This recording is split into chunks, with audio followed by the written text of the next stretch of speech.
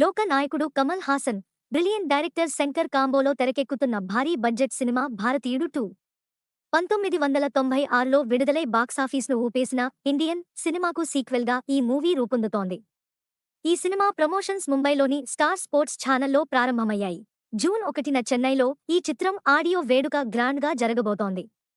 జూలైలో తెలుగు, తమిళ, హిందీ భాషల్లో ప్రపంచవ్యాప్తంగా విడుదల చేయనున్నారు. ఈ సినిమాపై భారీ అంచనాలు నెలకొన్నాయి. కమల్ హాసన్ పాత్ర శంకర్ మేకింగ్ ఆడియన్స్కు గూస్ బంప్సే. అవినీతికి వ్యతిరేకంగా పోరాడే స్వాతంత్ర్య సమరయోధుడు సేనాపతి పాత్ర విదేశాల నుంచి మళ్లీ యాక్టివేట్ అవుతాడు. కమల్ హాసన్ ఓల్డ్ గెటప్ ఈ సీక్వెల్లో మరింతగా సర్ప్రైజులు ఇవ్వబోతోంది.